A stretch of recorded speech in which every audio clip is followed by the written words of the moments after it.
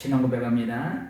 전능하사 천지를 만드신 하나님 아버지를 내가 믿사오며 그 외아들 우리 주 예수 그리스도를 믿사오니 이는 성령으로 잉태하사 동정녀 마리아에게 나시고 본디오 빌라도에게 고난을 받으사 십자가에 못 박혀 죽으시고 장사한 지 사흘 만에 죽은 자 가운데서 다시 살아나시며 하늘에 오르사 전능하신 하나님 우편에 앉아 계시다가 저리로서 산 자와 죽은 자를 심판하러 오시리라. 성령을 믿사오며 거룩한 공회와 성도가 서로 교통하는 것과 죄를 사하여 주시는 것과 몸이 다시 사는 것과 영원히 사는 것을 믿사옵나이다. 아멘. 함께 나눌 말씀은 다니엘서 3장 24절에서 27절 27절까지만 보겠습니다. 다니엘서 23장 24절에서 27절입니다. 봉독하시고 27절을 함께 봉독하겠습니다. 24절 봉독합니다. 그때에 느부갓네살 왕이 놀라 급히 일어나서 모사들에게 물어 이르되 우리가 결박하여 불 가운데에 던진 자는 세 사람이 아니었느냐 하니 그들이 왕에게 대답하여 이르되 왕이 얼소이다 하더라. 왕이 또 말하여 이르되 내가 보니 결박되지 아니한 네 사람이 불 가운데로 다니는데 상하지도 아니하였고 그 넷째의 모양은 신들의 아들과 같도다 하고 느부갓네살이 맹렬히 타는 분물불 아기 가까이 가서 불러 이르되 지극히 높으신 하나님의 종 사드락 메삭 아벳느고야 나와서 이리로 오라 하매 사드락 메삭과 하드락과 메삭과 아벳느고가 불 가운데서 나온지라. 같이 합니다. 총독과 지사와 행정관과 왕의 모사들이 모여 이 사람들을 본즉 불이 능히 그들의 몸을 해하지 못하였고 머리털도 그을리지 아니하였고 겉옷빛도 변하지 아니하였고 불탄 냄새도 없었더라. 아멘. 우리 앞뒤로 인사합니다. 흘러보냄의 축복입니다. 우리 자신을 축복합니다. 나는 행복한 사람이다. 자, 오늘 제목을 한번 따라해 볼까요? 죽으면 산다. 죽으면 산다. 약간 좀 말이 억양이 좀 그렇지만 설교를 들어보면 이 제목이 왜 죽으면 산다라는 걸 아마 알 수 있을 겁니다. 1985년도 6월달에 있었던 그 사건 중에 하나가 있었습니다. 847기 비행기, 대형 비행기를 조종하고 있던 이 기장이 그 비행기 안에 테러범이 타고 있다는 것을 알게 됐습니다. 그래서 이 기장은 공항에 착륙시키려고 시도를 했습니다. 그가 비행기를 베이루트 공항 쪽으로 접근시키자 테러범은 어떻게 그 기장 있는 기장실로 들어와서 기장의 머리에 총을 들이댑니다. 그리고 수류탄을 가지고 들어옵니다. 근데 이 기장은 성실하게 믿음 생활을 하던 그는 죽음의 공포에 휩싸였습니다. 죽음의 공포에. 얼마나 무섭겠어요. 그러나 이 기장의 머릿속에 또 다른 생각이 떠오른 거예요. 그게 뭐냐면 그래 죽는 것도 그리 나쁘진 않은 일이야. 왜? 죽은 후에 예수님 만날 수 있으니까. 천국에 갈 수 있으니까. 그러자 갑자기 그 마음속에 두려움이 사라지고 알 수 없는 평안함이 그를 휘감기 시작했습니다. 그 이후 17일 동안 전 세계는 이 대형 여객기 피납 사건에 전 세계 매스컴들이 떠들어대고 있습니다. 그런데 이 기장은 아주 평안한 마음으로 오직 승객들의 안전에서만 집중하고 있었어요. 그는 이렇게 당시의 일을 떠올렸습니다. 하나님께서 내가 죽지 않기를 원하신다면 테러범이 나를 어찌할 수 없다고 생각했습니다. 하나님은 수류탄이 터지지 않고 방아쇠가 당겨지지 않도록 하실 수 있는 분입니다. 하지만 하나님께서 내가 죽도록 허용하셨다면 그것은 곧 나를 위해 마련하신 더할 수 없이 좋은 그분의 계획이었을 것입니다.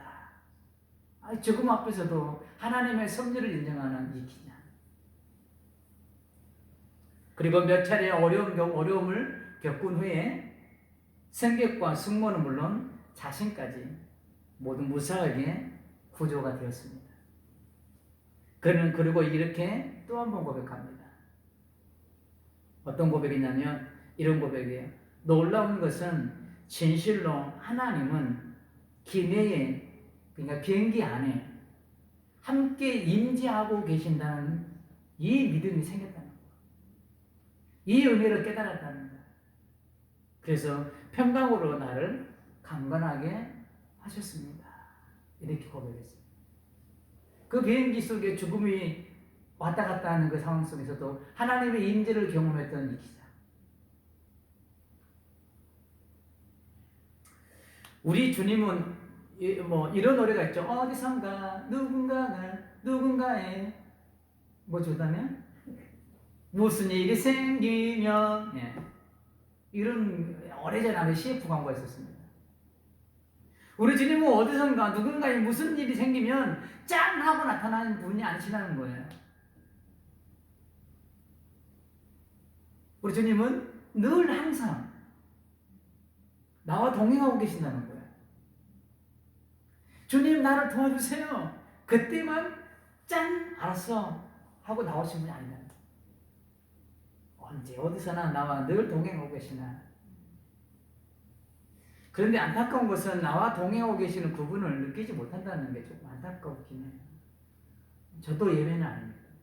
삶의 바쁨 때문에, 여러 가지 이유 때문에, 이것 저것 때문에 예수님이 나와 동행하시고 내 안에 성령 삼고 계신다는 자체를 우리가 망각하고 살 때가 많이 있죠. 사단이 뿌려놓은 가라지들 때문에. 나와 동행한다는 것을 의식으로만 또 나누고 있다는 거죠. 의식으로만, 머리로만 나누고. 오늘 시간을 통해 주님이 언제 어디서나 나와 동행하고 계시며 나의 삶의 자리에서 나와 함께 하시는 그분을 볼 수 있는 방법이 무엇인지를 깨닫는 시간 되기를 주님의 이름으로 축복합니다. 이제 하나님께서는 새 친구의 믿음의 고백을 기록하고 여전히도 잠잠하시면서 결국에는 이 새 친구를 풀무불에 던지고 말죠. 우리가 지난주에 살펴보았듯이 얼마나 믿음 있는 고백이에요. 그리 아니하실지라도 우리는 하나님을 믿습니다. 왕의 손과 이 풀무불 가운데서도 나를 구원하지 않으셔도 나에게 하나님은 하나님이시고 하나님을 배반하지 않겠습니다. 이 얼마나 위대한 고백이에요. 그럼에도 불구하고 하나님은 여전히도 잠잠하고 계세요. 그리고 거기서 머무는 것이 아니라 이 새 친구를 풀무불에 던져버려요. 우리가 신앙생활을 하면서도 이런 경우를 많이 겪게 되죠. 삶을 살아갈 때 문제없는 사람은 있을까요? 없습니다. 우리 믿는 사람에게도 동일하게 문제라는 녀석은 늘 나를 괴롭혀요. 그리고 사단이 늘 가라지를 뿌려놓죠. 그래서 늘 나를 괴롭힙니다. 문제라는 녀석. 그리고 그 문제를 가지고 주님의 이름으로 구하면 그대로 시행하리라. 예수님이 약속까지 하셨어요. 너희가 내 이름으로 구하면 내 그대로 시행하리라.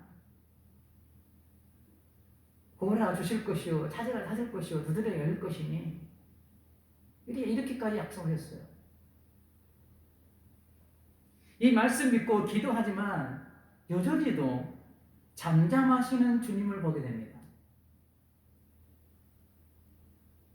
그 누구보다도 간절하고 절박한 마음으로 기도를 하지만 주님은 오늘 본문처럼 아무런 대답 없이 잠잠하실 때가 있습니다. 그리고 오늘 본문의 새 친구처럼 풀무불과 같은 힘에 부칠 정도의 극한 상황으로 나를 몰아갈 때가 있습니다. 아주 극한 상황. 극도의 공포가 몰아치는 오늘 피납되었던 이 기장처럼 오늘 본문에 기록되어 있는 새 친구처럼 극도의 공포와 두려움이 있는 극한의 상황으로 나를 몰아갈 때가 있죠. 그러나 나를 이런 극한 상황으로 몰고 가시는 하나님의 의도가 있다는 걸 우리는 깨달아야 돼요. 나를 이렇게 몰아붙일 때는 분명한 하나님의 뜻과 의도가 있기 때문에 나를 몰아붙이는 거예요. 그리고 그 하나님을 믿고 내가 그 자리에서 죽어야 한다면 우리는 죽어야 되는 거예요. 내가 죽는다고 모든 것이 끝나는 것이 아니라는 겁니다. 지난주에 말씀드렸듯이 하나님은 나의 죽음을 죽음으로 끝내지 않습니다. 성경의 인물들을 우리가 살펴보았잖아요. 하나님께서는 성경 인물의 그 죽음을 죽음으로 끝내버리지 않으셨다는 거예요. 그 죽음이 하나의 미랄이 되어서 마중물이 되어서 복음이 전파되는 통로로 사용하셨다는 겁니다. 동일하게 오늘을 살아가는 우리 믿음의 성도들에게도 그렇게 죽음이라는 그런 절망의 그늘 아래에도 있을 때에도 우리를 그렇게 절망으로 끝내는 인생을 우리는 만들어가지 않는다는 사실이에요. 새 친구는 권서가 와서 자기들을 묶을 때도 자기들을 살려달라고 애를 하지 않습니다. 한 번만 살려주세요. 살려주세요. 안 들어가겠다고만 버티지 않습니다. 정하지 않습니다. 하나님의 뜻 앞에 모든 것을 맡기고 자신들을 죽음의 자리에 내어놓습니다. 하나님의 뜻을 믿고 평소보다 7배나 뜨거운 풀무불 속으로 들어갑니다. 그 풀무불이 얼마나 뜨거웠는지 오늘 우리가 지난주에 살펴보았던 다니엘 3장 22절에서는 이렇게 기록하고 있습니다. 왕의 명령이 엄하고 풀무불이 심히 뜨거움으로 불꽃이 사드락과 메삭과 아벳느고를 붙든 사람을 태워 죽였다라고 기록하고 있어요. 얼마나 뜨겁게 불이 나왔는지.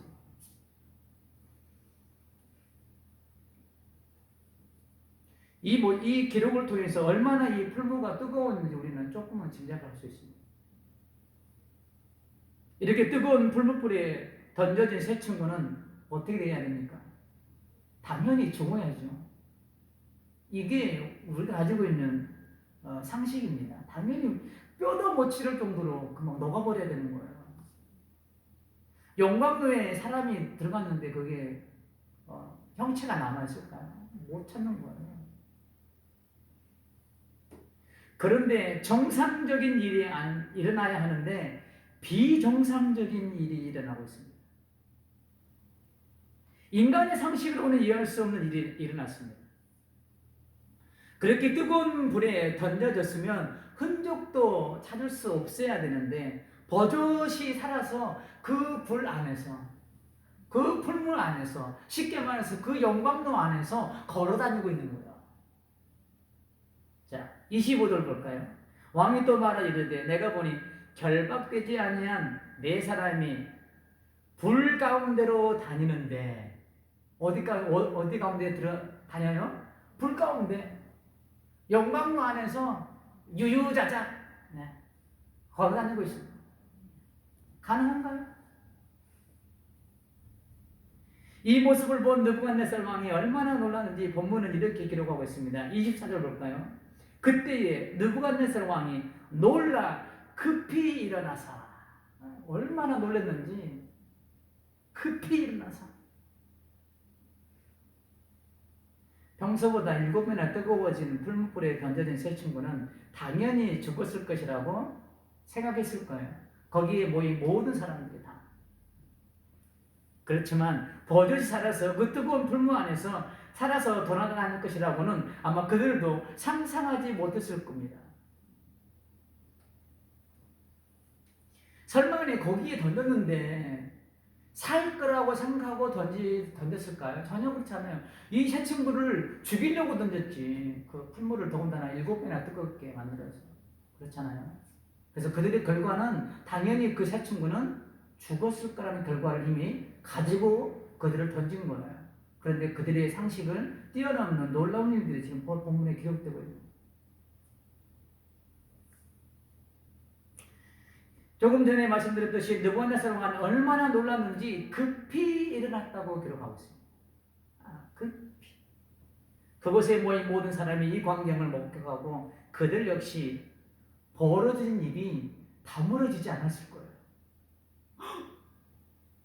이게 가능한 일이야? 하나님의 일하시면 이런 거라는 거예요. 하나님의 일하시면 혹 하고 숨이 멎을 정도로의 놀라운 일들을 만들어 가신 분이 하나님이십니다. 벌어진 일이 다물어지지 않을 정도로 상상할 수 없는 일들을 만들어내신 분이 바로 하나님이시다. 이 모습을 지켜본 느부갓네살 왕과 바벨론의 모든 관료들이 하나님이 얼마나 두려웠을까요? 무소불위의 권력을 가진 느부갓네살 왕, 바벨론 강대국의 왕, 강대국의 관료들, 정치인들, 그들은 어깨에 힘주고 막 살아갔을 거예요. 목이 기부스를 해도 보통 두껍게 기부스를 하는 게 아니었을 거예요. 자기가 최고였을 거고 자기들이 섬기는 신들이 최고의 신이라고 여겼을 거예요. 그런데 이들이 그게 아니라는 사실을 느끼면서 하나님이 정말 참 신이라는 것을 느끼면서 이들은 얼마나 하나님이 두려웠을 거예요.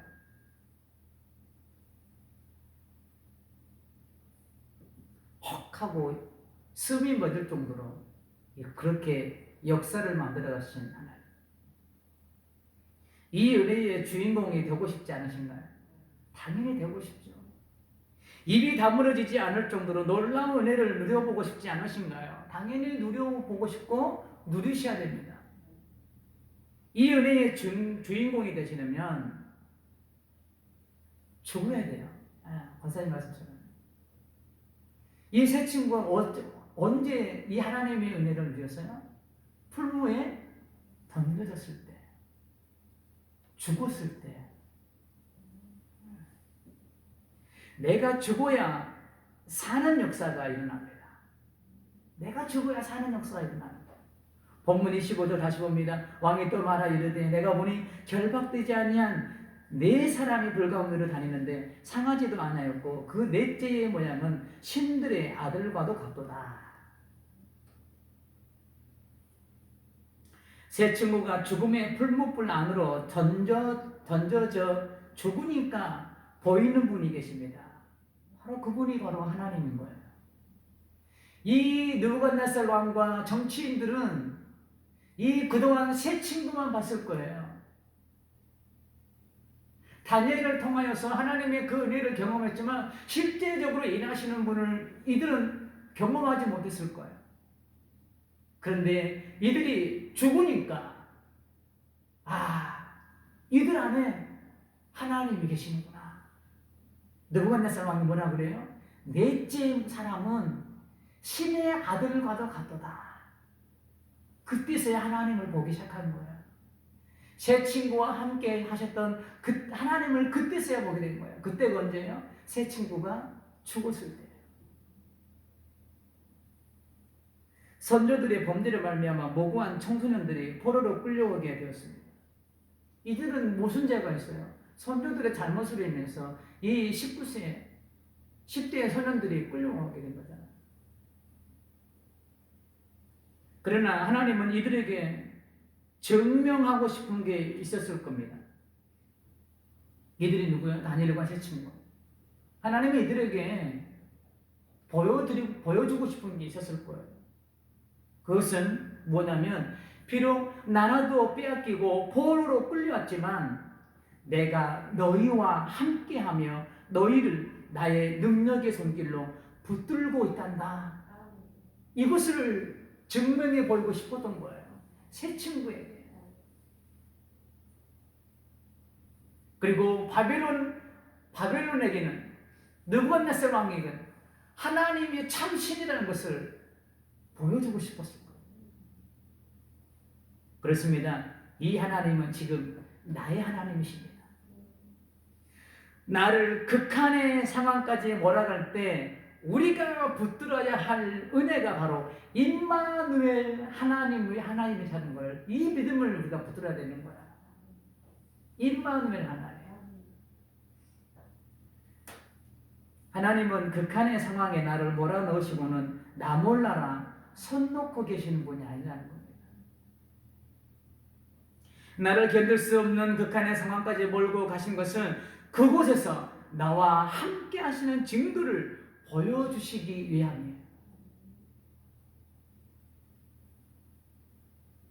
그리고 또 한 가지는 그 극한의 상황까지 하나님께서 함께 하심을 보여주기 위함임을 믿으시기를 바랍니다. 내가 너와 함께 한다. 이런 상황까지라도 그러니 너는 이 나와 너와 함께하는 나만 바라봐라. 그 증거를 본문은 이렇게 기록하고 있습니다. 27절 볼까요? 27절. 총독과 지사와 행정관과 왕의 모사들이 모여 이 사람들을 본즉 이 사람들이 누구예요? 세 친구예요. 불이 능히 그들의 몸을 해하지 못하였고 머리털도 그을리지 않았고 겉옷빛도 변하지 않았고 불탄 냄새도 없었더라. 이렇게 된 게 누구 때문이에요? 하나님의 붙들어 주신 은혜 때문인 거예요. 하나님이 함께 하시는 증거예요. 하나님의 손길은 이들을 떠난 적이 없었을 겁니다. 단 한순간도 이들을 떠나지 않고 포로로 잡혀 고향 땅과 부모님의 곁을 떠날 때에도 하나님은 이들을 떠나지 않고 함께 이 바벨론으로 오셨을 거예요. 포로로 잡혀와 결국 죽음이라는 상황까지 몰고 가신 하나님. 이런 질문이 또 나올 수도 있죠. 굳이 왜 그렇게까지 하셔야만 했을까? 이런 생각이 들 정도로 어떻게 보면 하나님은 참 냉정하신 분이라는 생각도 들 때가 있습니다. 내 삶에도 보면 왜 이렇게까지 나를 몰고 갈 필요가 있을까?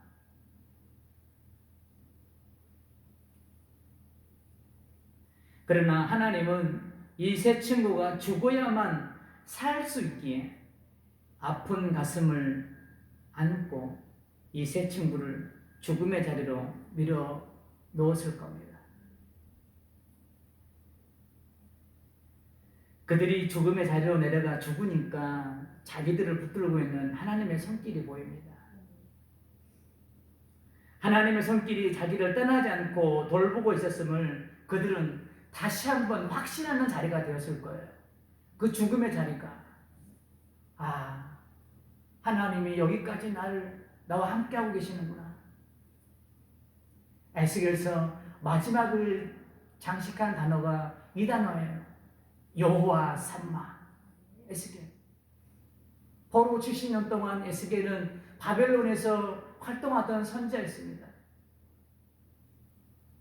에스겔을 기록하면서 여호와 삼마. 여호와께서 여기도 계신 이 의미예요. 이 세 친구도 이 죽음의 자리에서 하나님께서 자기들과 함께 하신다는 것을 다시 한번 확신하는 자리가 되었어요. 혹시 지금 극한의 상황에 몰려 있습니까?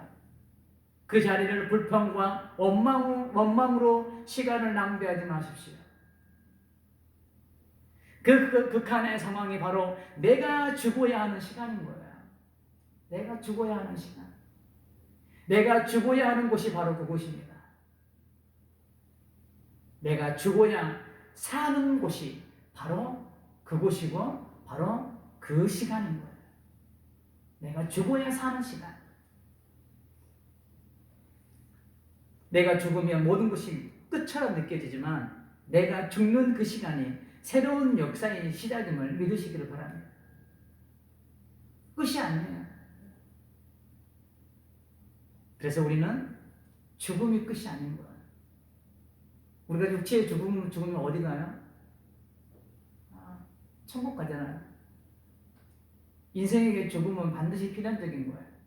그러나 죽음 후에는 반드시 심판이 있습니다. 그게 바로 천국과 지옥이죠. 근데 우리는 티켓을 이미 받았잖아요.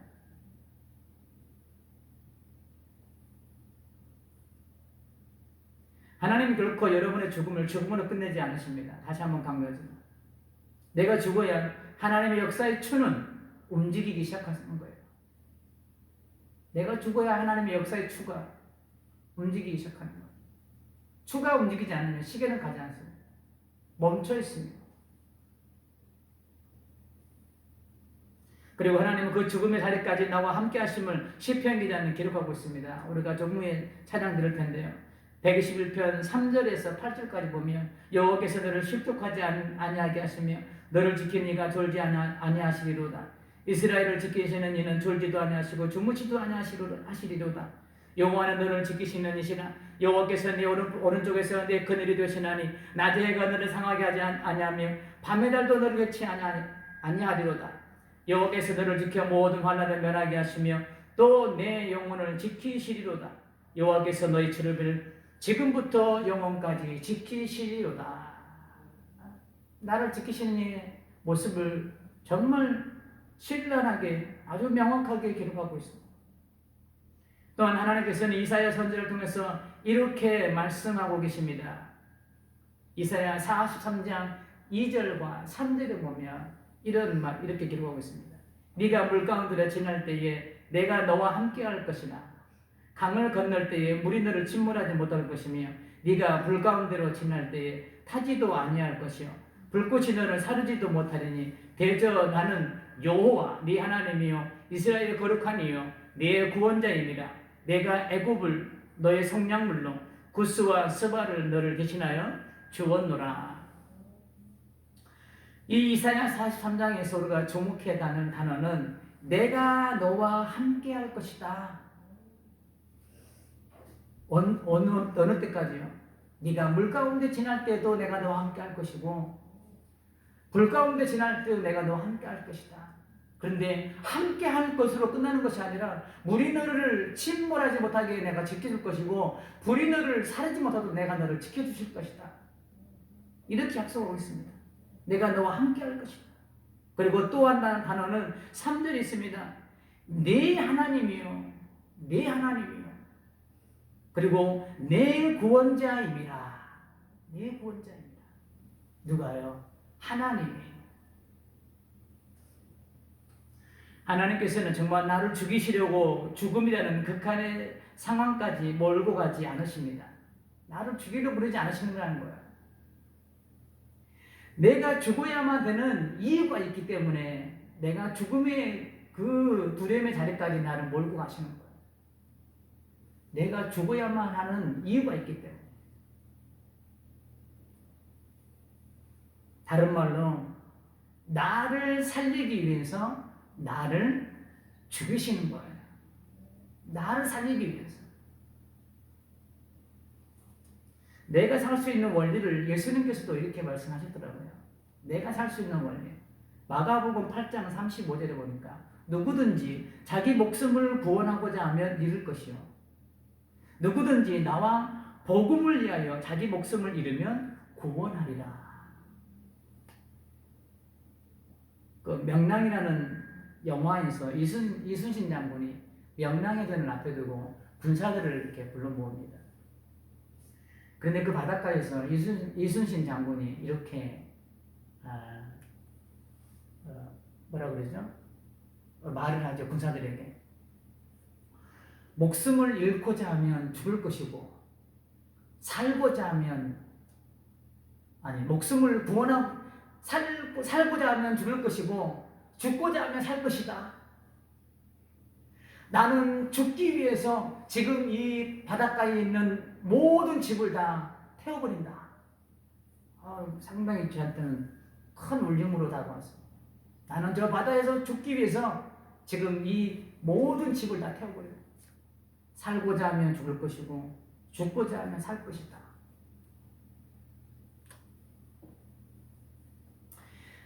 이 이순신 장군이 아마 예수님의 말씀을 조금 알았는지 몰랐는지 모르겠지만 아무튼 그런 명대사가 있었습니다. 내가 내 것을 지키기 위해서 내가 살아있으면 모든 것을 잃습니다. 그러나 모든 것을 놓고 내가 죽으면 내가 살고 모든 것도 잃지 않게 됩니다. 근데 우리는 이게 참 알면서 잘 안 돼요. 그렇죠? 내가 이거 놓으면 분명히 내가 살고 이것도 내가 얻을 수 있는데 우리는 정말 이것을 놓지 못해요. 이걸 오면 우리는 정말 죽을 것처럼 느껴지는 게 만드는 거죠. 정말 극한의 공포까지 몰아가는 거죠. 이걸 놓으면은. 그래서 우리는 죽도록 이거를 붙잡고 있습니다. 그러니 죽도록 하나님의 역사를 경험하지 못하는 거죠. 아무리 했어도. 내가 죽는 순간 하나님의 손길이 보이기 시작할 거예요. 내가 죽으면 하나님의 은혜가 현실로 나타나게 될 겁니다. 내가 그 죽는 그 순간이, 그 시간이 우리가 상상으로만 생각했던 하나님의 그 역사를 현실화시키는 순간이 될 거예요. 한번 저를 따라해 보시기 바랍니다. 나를 살리기 위해 나를 죽이신다. 다른 말로 내가 죽는 것이 내가 살 길이라는 거예요. 결론입니다. 하나님께서는 사드락 메삭 아벳느고 세 친구를 죽이려고 불문불에 던진 게 아닙니다. 그들을 살릴 수 있는 유일한 길이기에 그들을 죽음의 극강까지 몰고 간 것이죠. 우리도 마찬가지입니다. 다시 한번 말씀드리지만 나를 죽이려고 나의 상황을 죽음의 공포가 느낄 정도의 극한 상황까지 몰고 가신 게 아니라는 겁니다. 하나님은 나를 위해 상상을 뛰어넘는 놀라운 큰 선물을 준비하고 계심을 믿으시길 바랍니다. 그 선물은 우리가 다음 주에 살펴볼 거예요. 그 다음 주 제목이 기대하시라 개봉박도예요. 다음 주 다니엘서 제목이 기대하시라 개봉박도. 이 선물이 무엇인지 우리가 다음 주 살펴볼 거예요. 이 하나님을 믿으시고 나의 생각, 나의 방법, 나의 지혜, 나의 경험, 기타 등등 인간적 모든 것을 죽이십시오. 바울처럼 날마다 십자가 앞에 자신을 죽이십시오. 그 길만이 내가 살 길인 거예요. 그리고 내가 죽는 그 순간 하나님의 놀라운 역사의 추가 움직이기 시작할 겁니다. 끝처럼 보이는 죽음의 자리가 하나님의 은혜가 현실화되는 자리가 될 거예요. 내가 살려고 발버둥 치지 말고 내가 죽어. 오늘 본문의 세 친구처럼 세상의 논란, 정말 느부갓네살 왕이 놀라서 급히 일어나는, 정말 나를 통해서 내가 죽는 그 순간 세상 사람들은 다 어리석다고 그렇게 조롱하고 왜 죽냐고 그렇게 말하지만 하나님께서는 그 순간을 역전시키셔서 정말 세상에 놀랄 만한 그런 역사들을 하나님께서 만들어 가시는 시간이 내가 죽는 시간이라는 거예요. 그 역사의 주인공이 저와 여러분들인 거예요. 세상에 놀라는 은혜의 주인공들이 다 되시기를 주님의 이름으로 축복합니다. 죽어야 됩니다. 죽어야 삽니다. 죽으면 삽니다. 그걸 믿으시고 내가 죽어야 할 자리면 믿음을 가지고 죽을 수 있는 우리 모든 성도님들이 다 되시기를 다시 한번 주님의 이름으로 축복합니다.